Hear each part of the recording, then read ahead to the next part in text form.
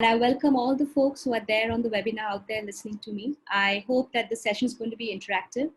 I realized a little late that the topic is very specific to the HR fraternity, but to make sure that if the group here, if you're not from the HR space, let's look at HR as a human relation, right? So, and that kind of encompasses everyone. So we'll take it from there, and just give me a moment. Yeah, So I hope you can see my slides. So I'll try to keep this short and sweet so that we can engage in some interactions too. So I wanted to speak first about the journey, right? So it's important that I share with all of you my journey as an HR professional, and what do unexpected times mean to me. And hopefully through this, I would be able to share some interesting insights that could be some takeaways from all of you. So I've tried to keep it very close to the recent. I'm looking only at the 21st century, right? And in my years of growing up, there are only 3 recessions that I have faced, right? One was in 2000, that's the dot-com bubble burst. That time I was still in school, crossroads of my career, deciding which stream to join, whether to take up arts, science. And that was the time when I was taking decisions on my higher studies. And when the dot-com bubble happened, I think it happened at a time where it looked like this is something which only the Silicon Valley has been impacted and affected. India at that point in time, we don't have enough stats how it impacted India. But what it did lead to was a lot of uncertainties in the student community, because that was the time when the students were looking forward to computer science engineering as an engineering stream. And while we all bounced back, for me as a professional, it had little or no impact, right? Move forward to 8 years later, that was in 2008, and that's when I had just joined 2 years into my organization as a working HR professional, and that's when the global financial crisis struck.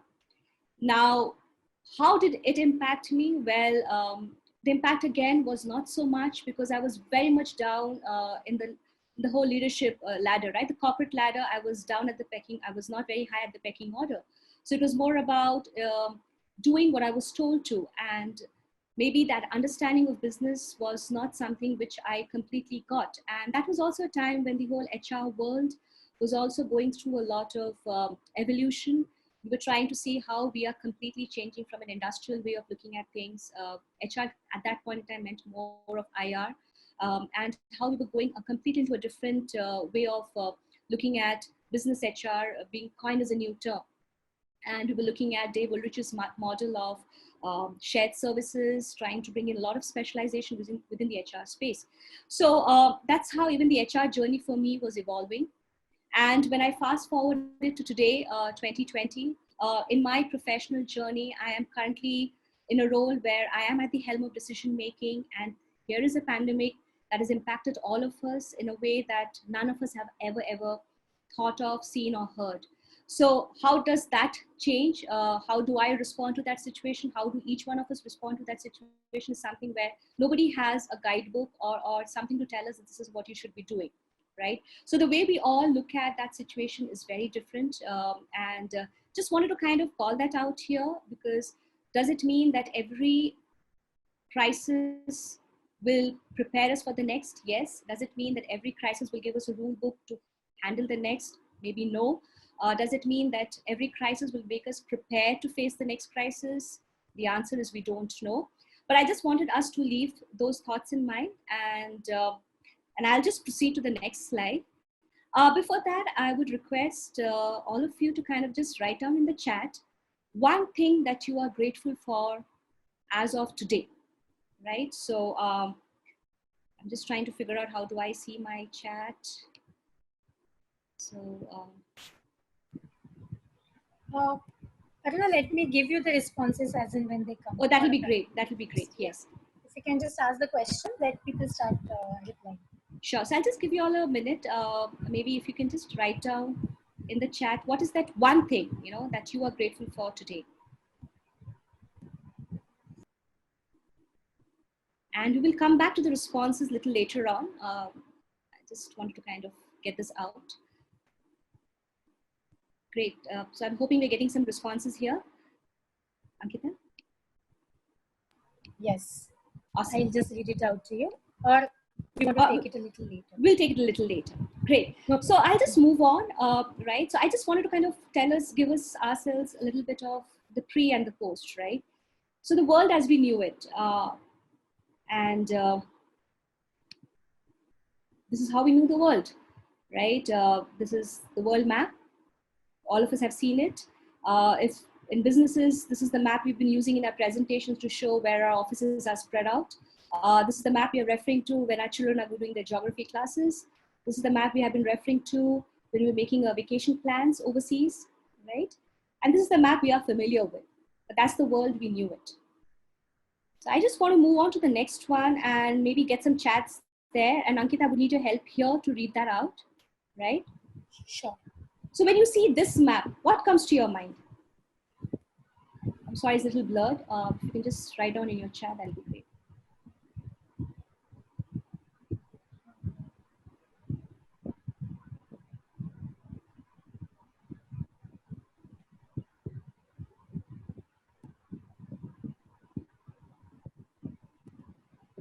I think people are still writing for the earlier question.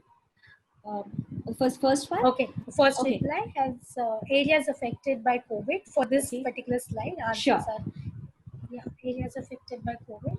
Okay. Yeah. COVID Great. affected areas. Yeah.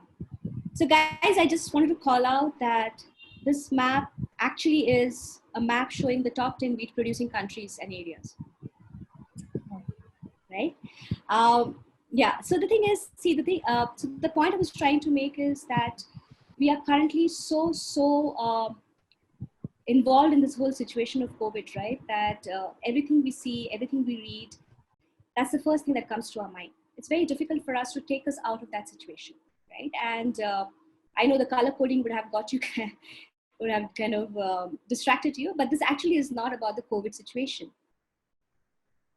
Whereas this is the world as we know now, right? And this is the world this is the map that we keep seeing popping up every news article we read, every site we go to, talking about how the impact has been, how progressive this condition has been, which are the places impacted, right? And I just want to call out one thing, that this situation has been a great equalizer, right?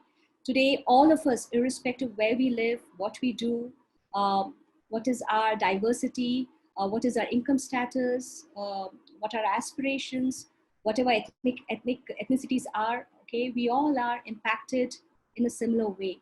And it has brought out highlighted a lot of things that right now we feel that we are not prepared for.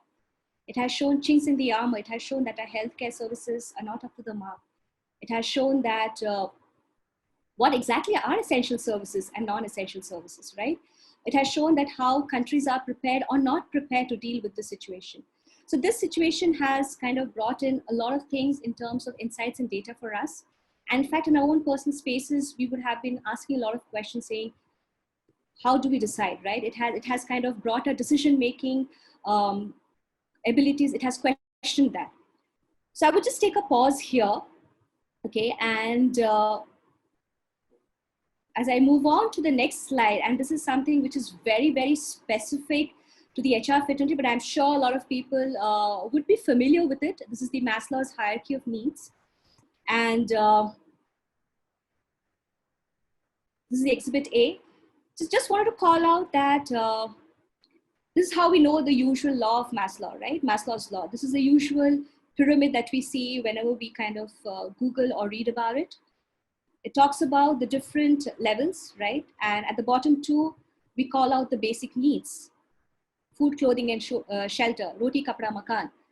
And that's what we all need, right? For someone to survive, bare survival is all that we need. And there are people there, lots of people still in the world who are still struggling at the basic needs level. Right?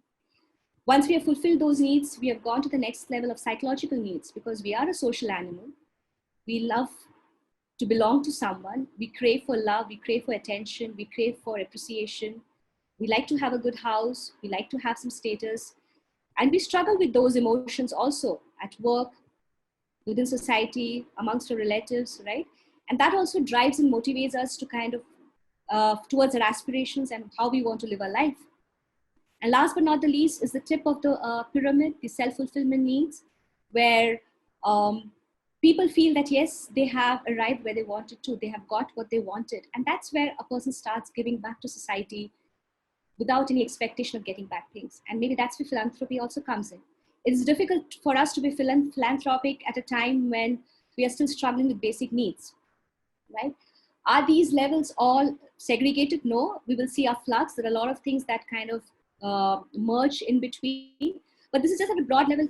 I'm trying to kind of give an understanding as to where we are with our needs and what drives our basic behaviors, right? So these are things which kind of drive our basic behaviors from a psychological level. Now, I just want to come back, Ankita, to the pointers that were shared in the first question. If you can just read that out for me, that'll be helpful. As to what are those things that we are grateful for as of today. Okay, let me just start from the beginning. Nidhi is saying being alive and healthy. Okay. Amita is saying I'm still healthy and alive, still employed. Vinita is saying with our family. That's a point to be grateful for. Chiamla is saying being able to continue work and life close to normal even during this crisis.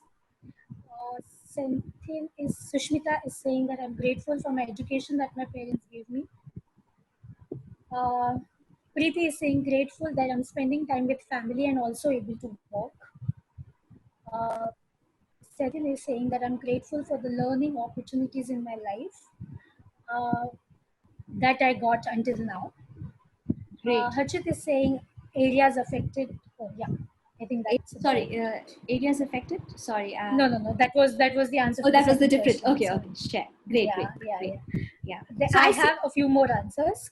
But I guess that's the similarity. Yeah. Please go ahead. I mean, it's good to hear that out. Yes. Okay. Jagjit is saying grateful for good health and having jobs. Mm-hmm. And Ramya is saying taking one day at a time, digitally connected with the ones whom we have not been able to contact due to our busy schedules. Yeah. Great. So that brings me to the next exhibit, right? What happens when uncertainty strikes? And this is how the pyramid or the needs change, right? So if you look at the responses that came in, I think I can safely put them in any one of these categories. You know, being alive, being connected with family, having a job. And these are our basic needs right now, right? None of us are coming here.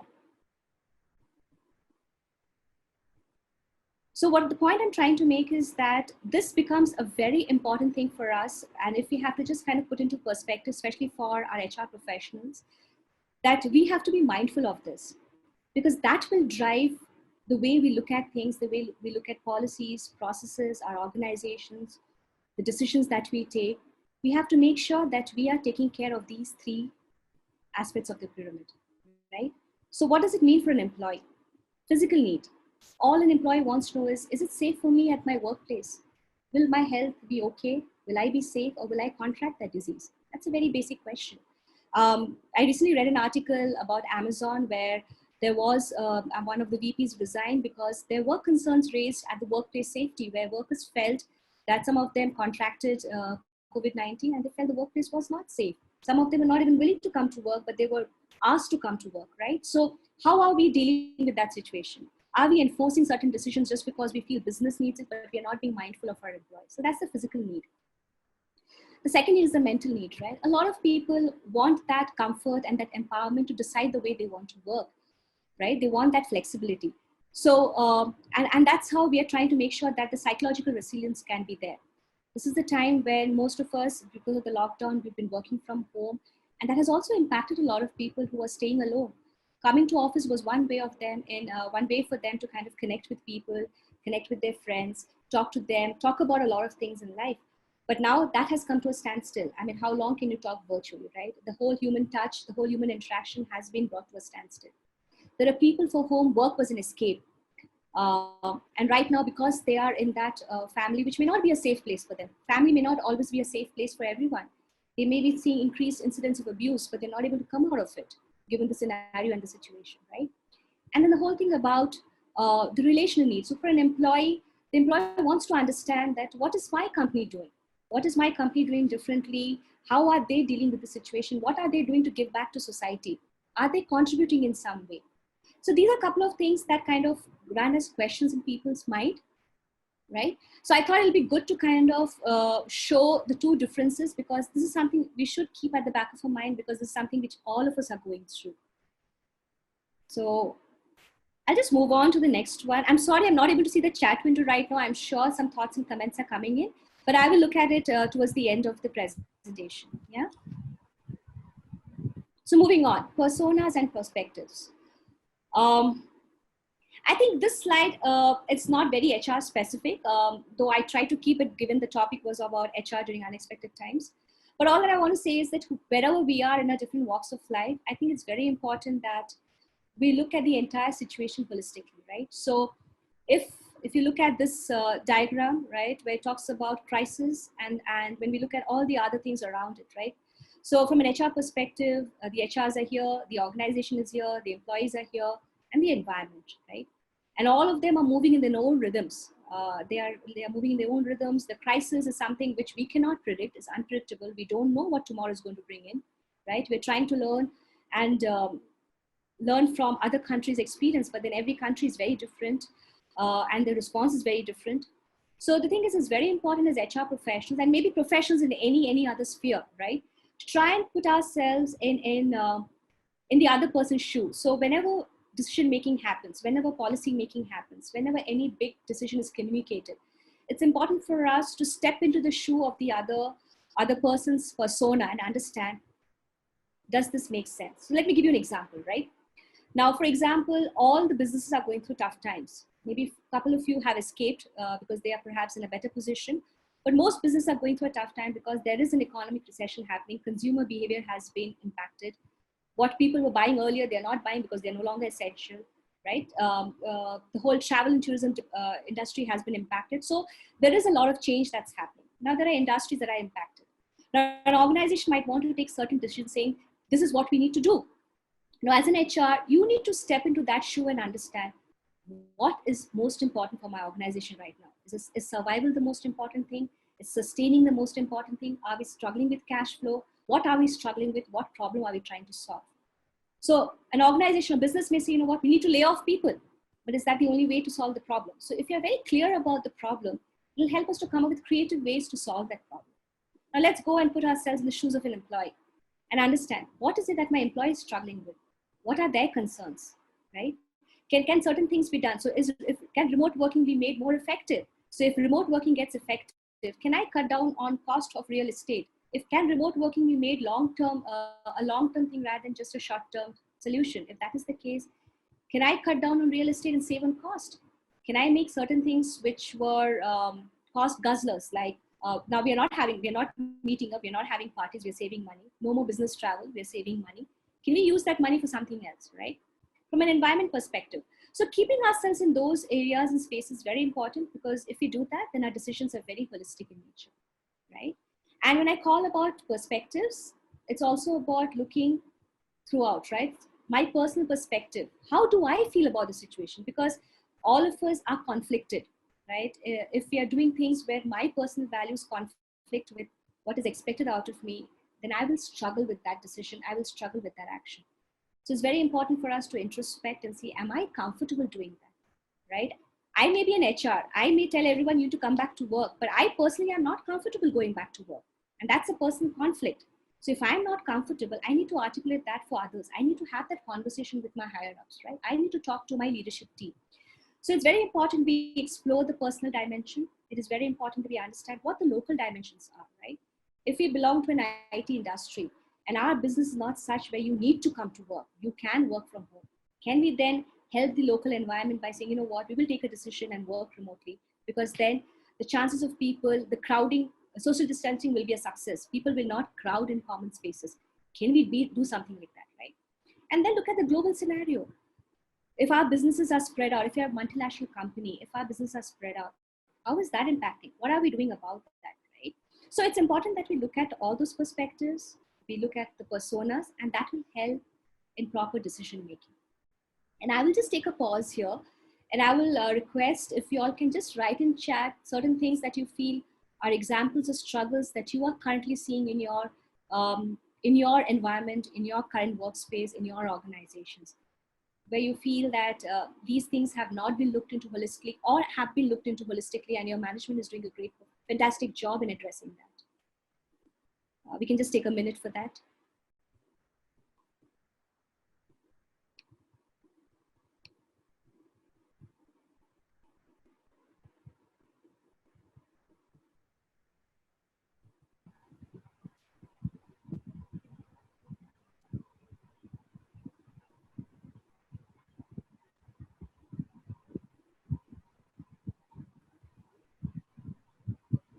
You all can answer in the chat box. Yes, yeah, sorry. You all can just put down your points in the chat box if you have something to share here, or else we can move on.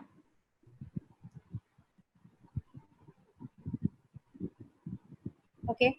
Amita is writing remote onboarding, keeping the employees informed about the major. Then Sethi is saying, okay, could you just repeat the question, Aruna, so that Sure. can start? So what I was asking was, sorry. Yeah. So what I was asking for is if you could share some examples where your organization has been taking decisions, keeping everyone in mind. So the decision is a holistic decision. If you could share certain experiences like that with the group, that would be wonderful.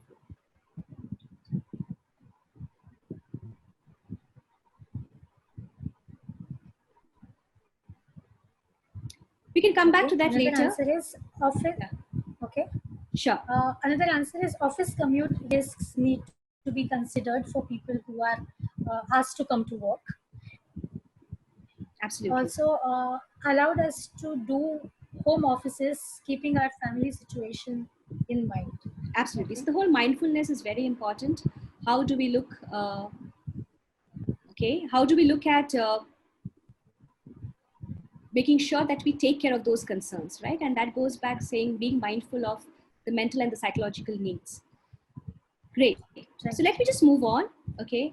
So what is it that? So I thought it'll be good to kind of talk about a few simple tips and tricks, right? So I felt, and this is my personal opinion, of course. So what is the need of the hour? And I thought of making it simpler, saying that the 5 C's, right? Care. I think that is something which is very important. Care comes first. Care, compassion, concern. Because the moment we look at that aspect, right, we're always mindful of the person in front, the organization, the employees, the people we're dealing with, our family members, right? That is a very, very important aspect. Especially now that we are working from home, we're working remotely, we are blurring our lines. We are blurring our lines in a way which is unprecedented. I mean, we would have put on a different personality. We would have been interacting with people, and even our colleagues would not know what problems we are going through at home. But now that work has come home, right? In a way, we are bringing in a video chat. You're either sitting in your study or your living room or your. I hope I am audible to all. Yeah, you're living. You're maybe taking the call from your bedroom, right? And people get to see your house. People get to see the space you are working in and living in. You may be interrupted with your children coming and talking to you. You may be interrupted where someone, maybe your parents, asking you for some help in the middle of a call. But that's how you're connecting at a very personal level, right? And that's where we need to be very mindful. We have to make sure that the work boundaries are put in such a way that we are respectful and mindful. And that's where the caring aspect comes in. And that also leads to the next point, connect. Are we ensuring that we're connecting with everyone? In a workplace, it's easy to connect with someone because you see them, right? They may not be talking much, they may not be reaching out, but because they are there, you can say a hi and a hello. But there are people who are generally not so extroverted. They are introverted, they are quiet by nature. So when you're working virtually, it becomes very important that you actually ask those people how they are doing. So connecting with them, very important, right? Communication. I think this is something which is, we will do it to death, but that will never die. Communication is very important. We need to people want to know what's happening. People want to know how it's impacting them. People want to know what it means for their livelihoods. People want to know, are they next in the line? Are there jobs at stake? People want to know what has happened to their business. Will the company continue? Will the company fall down? What is happening? So many questions. So we need to communicate as often as possible, right?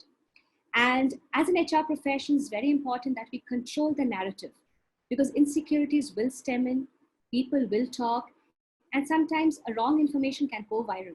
So it's very important as an organization, especially as an HR, to control that narrative to make sure the right information reaches people at the right time.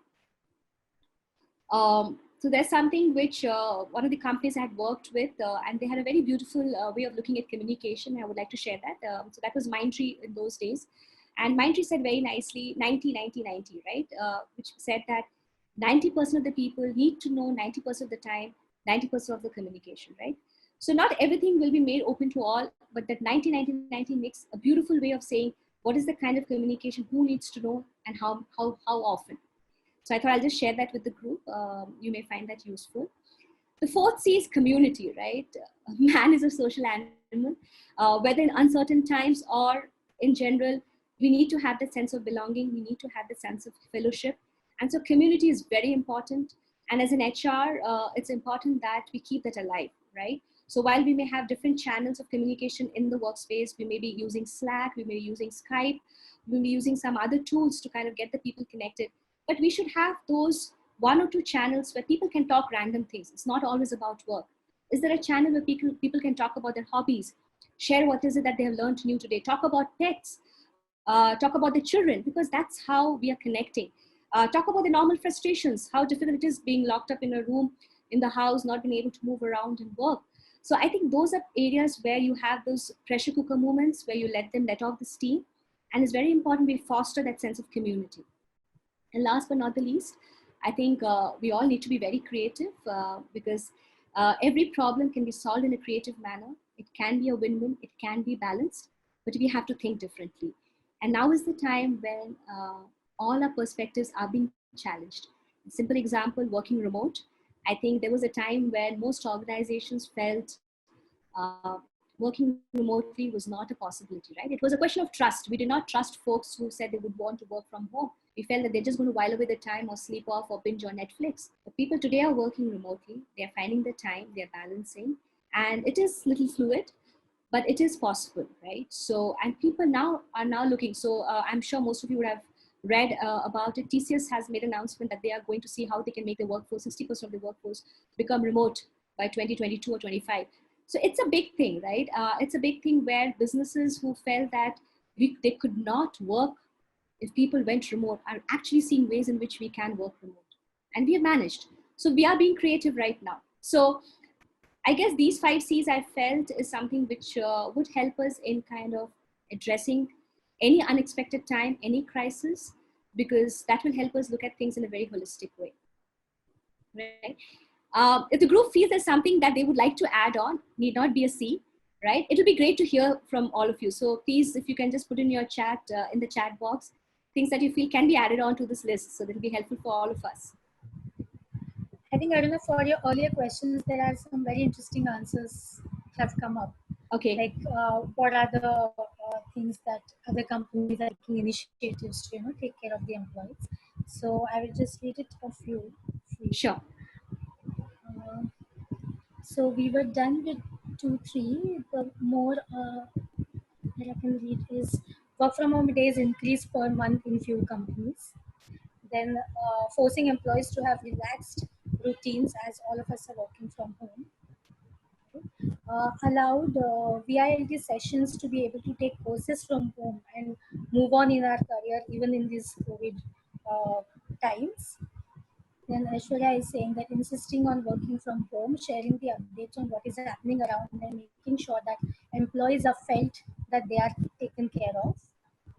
Then digital onboarding, I think something that you spoke about data. So Ramya is saying that entire workforce of TCS working remotely, getting internet charges as a part of the monthly remuneration.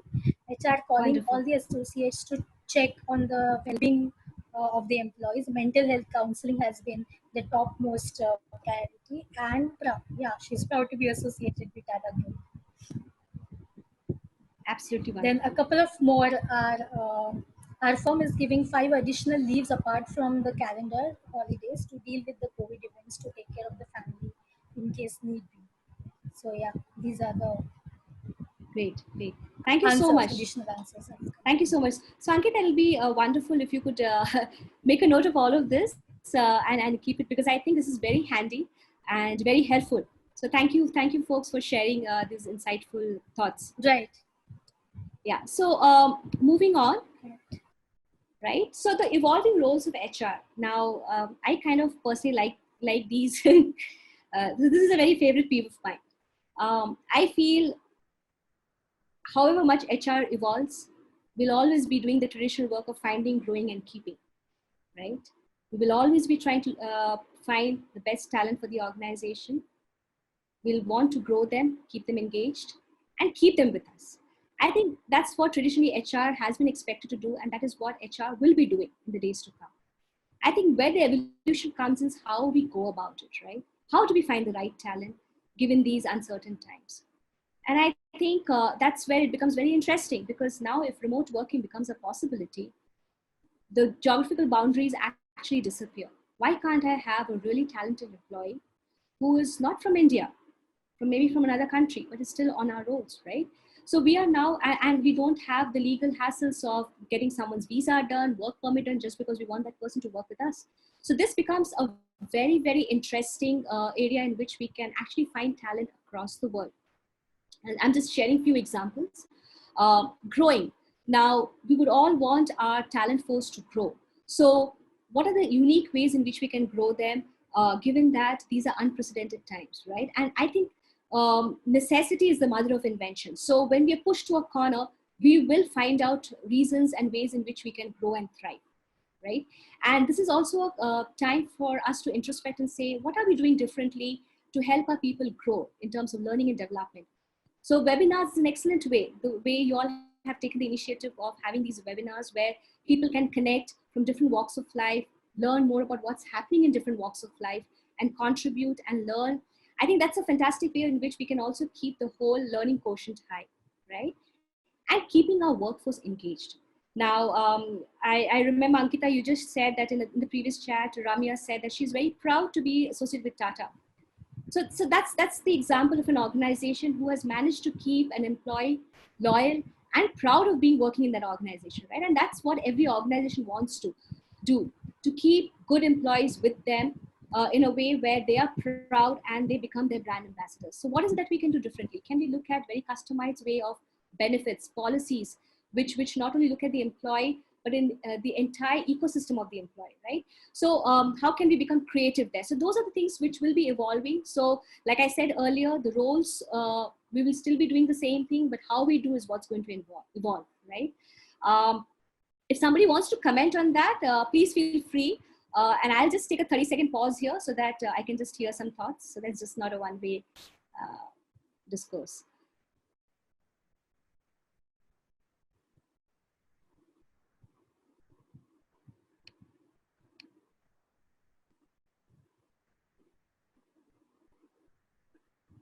Great. So I will just move on to the next. Yeah. Thing. Okay. So just connecting it with the previous slide, right? The how bit, I think it's important to know what are my tools. So what are the tools? I think the tools, technology is definitely a tool, especially in an Indian context. And I'm just being very factual here with no sarcasm or anything. I'm just saying that in India, it is a reality, right?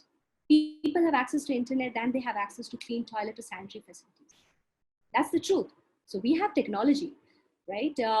Data. Everything is data driven. We have so much of data available to us that we can actually customize, curate our practices and policies in a way that will help our workforce, right? So, and diversity, right? So today, I think diversity is something which has been driven in ways where, right from gender diversity to our to the sexual orientation to our preferences, everything has been now become a very, very open topic, open conversation. And we want our workforce to be diverse. We want better representation at our leadership, at the C-suite, at the leadership level, in our boardrooms, because we all know the value that diversity brings in, right? And that's something where people are working towards it. It's a slow and steady race. We are not there yet, but that journey has begun, right? And that's where we should leverage.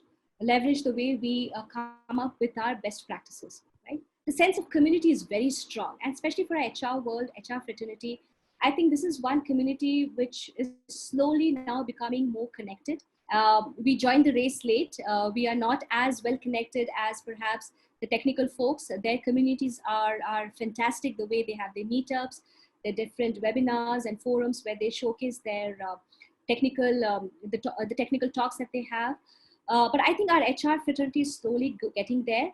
And I think that's a community needs to be developed further, and we should be sharing and contributing more to that community, because that's a very, very important uh, tool going forward. And that's a great resource for us, right?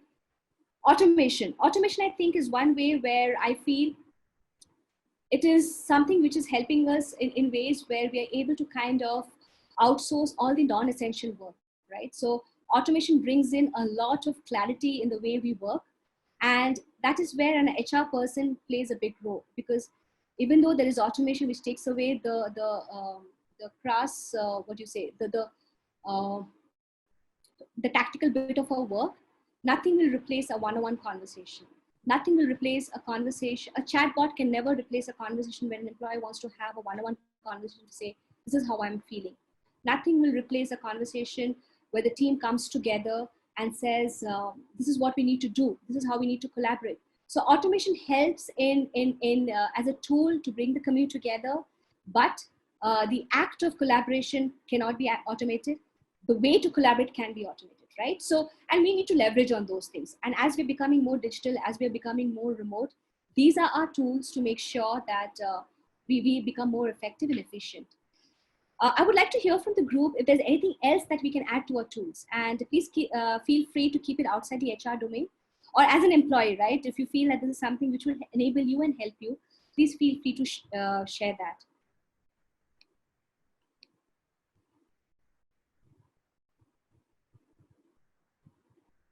So you can use the chat to kind of just, if you have some thoughts and ideas to contribute here.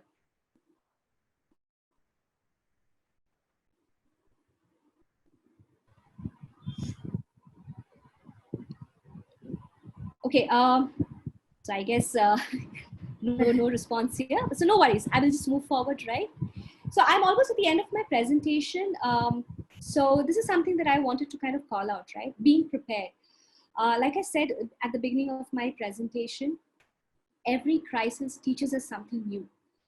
Every crisis helps us to think of things that we never thought was possible, right? But does every crisis make us completely resilient to the next crisis? Maybe not, right? So what can we do so that today, whatever situation we are facing, the whole COVID-19 situation, what is it that we can learn from it? How can we be prepared so that the next time another crisis hits us, we're able to deal with it in a much more better fashion, right? So a couple of things that I thought would make sense. One is being informed, right? It is very important that whatever be the situation, we keep ourselves informed. Knowledge is power, information is our tool. We have to be informed. We should know what's happening globally, locally, right? And that kind of makes us more equipped to handle the situation at hand. So especially for all HR folks, we should know what's happening. So we need to keep ourselves abreast with all the news, with all the advisories given out by the Minister of Home Affairs, the Health Ministry, because that will help us to take the right decisions.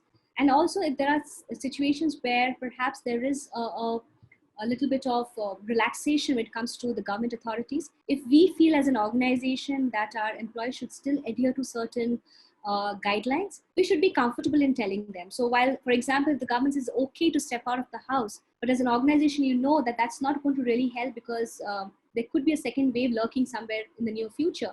As an organization, we can take a call and say, you know what, we will extend our work from home and we'll give you more time so that we can continue there, so that you don't get impacted. So these are things that we can take as decisions, but only if we are informed, right? The next is listen. I think this is very important, right? We have to listen with both your ears open, listen with what we read, listen with what we hear, right? Listen to the lines which are unsaid and unspoken. We have to be very open and listen very attentively to what our employees are saying, what our stakeholders are saying, because that will drive our decisions. So if you go back to the previous slide that I talked about, the whole thing about my stakeholders, my business, my environment, my employees, I should be listening to all of them, tune into those frequencies, and that will help me to kind of, you know, take the right decisions. Yeah. The next is think strategically. So we have to think in ways in which we can be very effective and minimize risk. And we have to be strategic. So it's basically what is the optimum path. And I think that's what we all do. Whether we are engineers, we look for the most optimal code. If you're scientists, we look at the most optimum way of getting the experiment successful. So we have to look at the most optimum, the most critical path. And that's where strategic thinking is very, very important, right? Connecting with the HR fraternity. As an HR professional, I need to connect with my fraternity, both locally and globally, to understand what they are doing. Because it's very likely that someone in a very remote part of the world would be dealing with a situation, similar situation that you are facing. And maybe their insights, their learnings, their inputs will help you, right? So it's not about reinventing the wheel, but saying that how we can evolve and build on that solution. So that connection is very important. And the same goes out to anyone who's outside of this HR fraternity. In your respective communities and fraternities, please connect. You know, it always helps. Recommend. So I think it also comes back to the contribution bit, right? The more we learn, I think we should also share our thoughts and ideas. And even in our own spaces, in our workplaces, right? It doesn't matter where you are in the pecking order. It doesn't matter if you are just starting your HR career. It doesn't matter if you're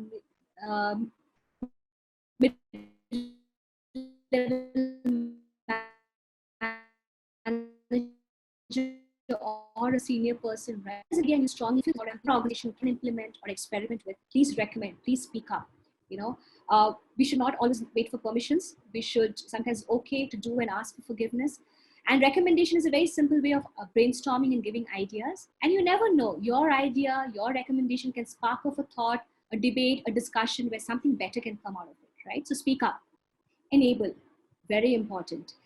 Wherever we are, let's look at ways in which we can enable things. We can enable the way we do things, enable others, enable our communities, our people. And that goes across the HR, that goes beyond boundaries. It's not just limited to our HR fraternity. Again, like I called out earlier, emphasis on communication, communicate. I think this is the time when if you had your all hands, say once a month or once a quarter, see if you can make it more frequent. Can you have those virtual town halls more frequent, as and when required? Maybe once in a fortnight, maybe once a week, if some important decisions have to be taken. Can you get the team together? Can you have cascading of ideas? Can you get teams to come together and communicate those decisions so that nobody feels left out? Nobody feels that, you know what, I am just consuming that information. Nobody wanted to know my opinion. So you don't want that situation to happen. You want everyone to participate. So keep communicating, right? And the second last point, being resilient. I think there's a song, or maybe there's a song on a thought saying, what doesn't kill me makes me stronger.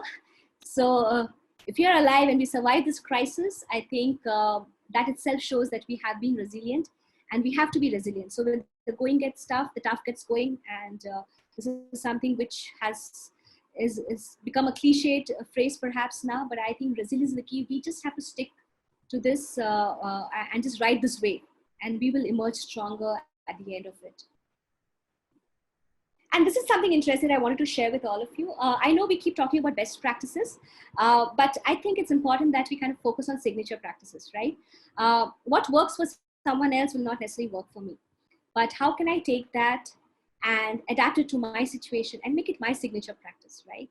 And that's where the whole fraternity bit comes in. So the more you socialize, the more you fraternize with your community, and maybe also with different communities, because sometimes you get wonderful ideas, right?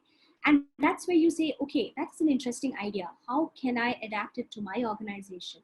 And that makes it your organization signature practice, right? So, so I would just take a pause here. I mean, maybe you can go through it.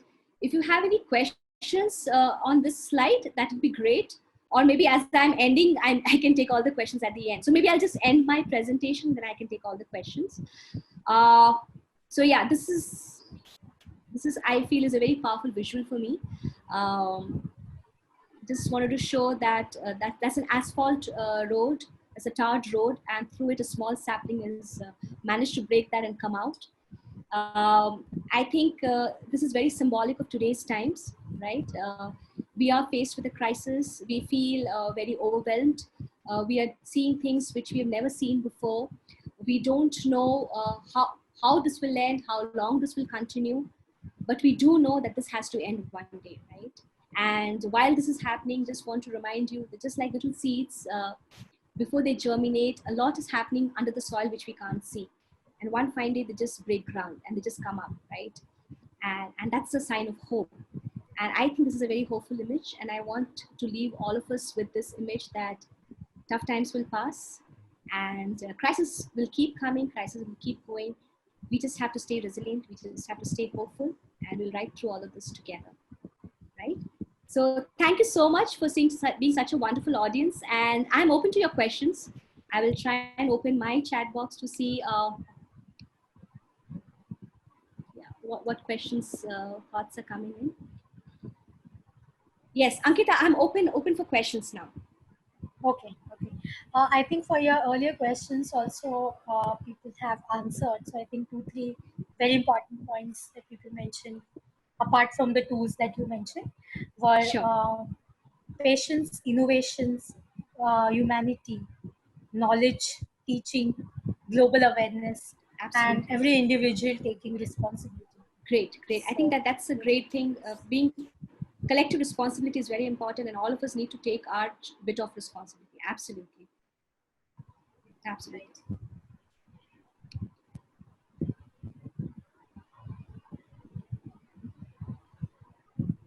So maybe I'll just stop sharing my slide and just, yeah, so I can see, and I can see you folks too. So yes, so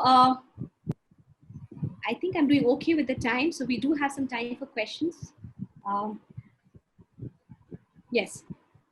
Naina has a comment saying, no question in specific, but it's a really good session with a lot of positive inputs. Thank you, Naina. Thank you for that.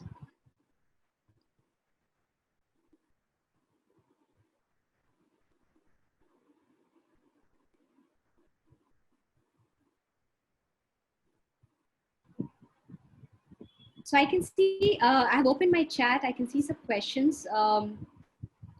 Shamla has a question. How do we help employees when we know working from home is stressful for them? I think that's true, Shamla. I think it's important to kind of call it out. So the next time when you're meeting your team, if it can be called out and acknowledged, right? So we can have sessions apart. So I think somebody earlier had mentioned that we should have some downtime, right? So while we all are working, we need some downtime. So if we can have certain meetings set up just as a time to connect and talk, and let people vent out. If the people get a chance to say, this is what is troubling me. And when you hear other people's problem, like I said, right?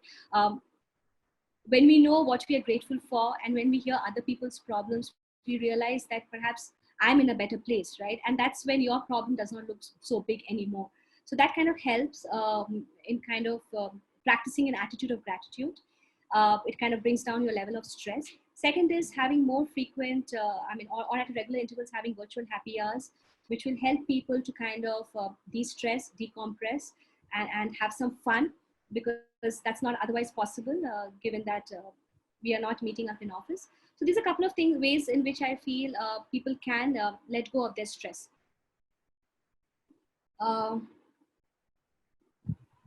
Are you able to read the questions, Aruna? Yes. I have just opened the chat. So I'm just, yeah. So there's a question from Aishwarya. What are the actions or decisions that you have taken during the situation to make the employees feel better about the organization? Yeah, so there are a couple of things that we are trying to do. So just to give you a little brief, right? We are a small organization. We have around 100 people. So I think it's easier to manage that way. And we've always been a very employee friendly company, because we always encourage people to take time off, work from home as and when they wanted. So remotely working was not a challenge, but yes, working at such a long time with everyone remotely working is also new for us. So what we've done is we've tried to kind of have very frequent town halls where the CEO kind of addresses the group. And every Friday we try to do a virtual happy hour where people, they take turns. Sometimes there's the CEO who's conducting the game, sometimes it's me conducting games, sometimes it's some employee who volunteers. So we try to kind of do that, and then we also ask people to talk about things. So if someone is participating in something apart from work, we want them to call that out so that there's a general feeling of well-being. The whole thing about being appreciated, being that whole sense of belongingness, that kind of thing gets fostered. We also, so usually in our calls, we encourage, we are comfortable, we don't make it a mandatory video call. So people usually take audio calls when they are connecting over calls. But now we've said it's good to also have a few video calls once in a while, because then you get to see each other's faces. And it's nice to see how people are doing. Not everybody is in the best of moods or attire. People have also given, so on a lighter note, people also show off their haircuts that they have been giving them on their own. So it's nice to kind of let the hair down and connect with folks, and it kind of energizes people, right? So that's the small things that we are doing. Apart from that, there's nothing much that we have done. We've not felt the need yet, but we are open to suggestions that come from our employees. And we also take polls, general mood survey polls, where people feel free to tell how they're feeling. So like a general mood survey saying, in the past 1 month, how have you been feeling? Have you been feeling great, good, neutral, or sad?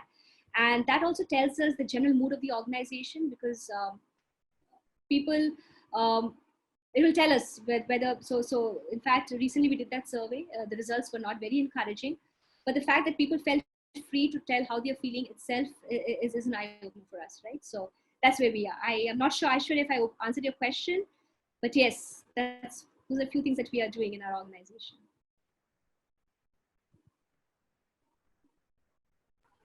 I think Sushmita had a question. Yes. We got the HR perspective, thanks to you. But what are the leaders on the top rungs of the ladder thinking about this uncertain times? So I guess, see, when you're talking about top leaders, I'm assuming you're talking about business leaders, right? I think all of us are, it is uncertain times for everyone, right? We become just like, so the business leaders also are trying to come down to the front lines. They are trying to make themselves as approachable and reachable to the people. They're also trying to see, of course, they have a bigger burden. They have to look at business. And that's where we HR step in to kind of balance the whole equation. But I think the business leaders are also being, because this is the time when the true leadership comes to the front, right? So they're also trying to be as how do I put it? Try to be as employee friendly as possible, more approachable, more reachable. In fact, one of the things that I urge HR folks here, see if you can get role modeling done, because not all business leaders will be very high on EQ.